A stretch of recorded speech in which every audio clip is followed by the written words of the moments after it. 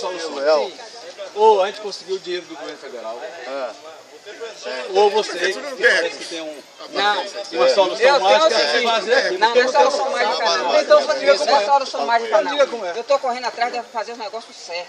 Diga como é que você acha que é Esse negócio de certo. tapar buraco. Diga não. como é. Vai. Se o certo é passar máquina para depois fazer a rede de esgoto, tem que ser Você feito quer que assim. passe o trator raspando tudo aí? Exatamente, Arrancar tudo, passar. arrancar esgoto, Arrancar tudo Não vai aí. fazer? Não, agora não. Você Nós não vamos vai fazer fazer a rede de esgoto? a principal, para ligar as que tem aí, para acabar com esse buraco que está aí.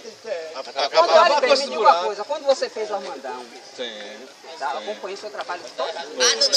Foi passado máquina nas ruas, os canos que foi quebrando, vieram, você botou o isolador para vir atrás e não desligando, não foi? Por que nós não ficamos, pode ser Porque lá a assim? gente fez definitivo que a gente tinha o dinheiro, meu filho. Não O adianta dinheiro do fazer Armandão negócio. já estava na conta, foi só fazendo. Veja, que faça os poucos. Mas eu estou querendo resolver o problema das ruas de uma vez. Exatamente. Desse Faça problema os dos poucos, poucos. que faça os poucos. Você não pode fazer 3 ruas, não? Faça Fazer uma. como que você Agora quer? faça direito. Faça uma, mas faça Faça direito. uma coisa devagarzinho. Exatamente, que faça uma, mas faça direito. Né? Então, olha, vocês têm que decidir o que vocês querem. Porque eu vi agora 3 problemas sérios, 3 ruas, 4 ruas, sério mesmo. de esgoto.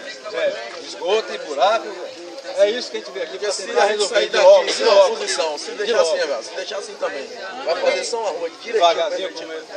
E as outras? E as outras? É isso. A gente Eu tô falando, eu tô Vamos citando uma cacetar coisa. devagarzinho. ameniza. Mas a rede de esgoto vai sair daqui todo certinho. Eu quero resolver logo esse problema dessas ruas que a gente viu agora. Ô, barriga. Como é resolver isso? É trazer o tirar esse esgoto correndo na rua. Cobriu, ligou cá embaixo. Fazer o geral. Fazer, tá entendendo? É isso que eu quero fazer logo. É enquanto tá com dinheiro para chegar. Eles estão vamos fazer o geral, todo deixar os outros.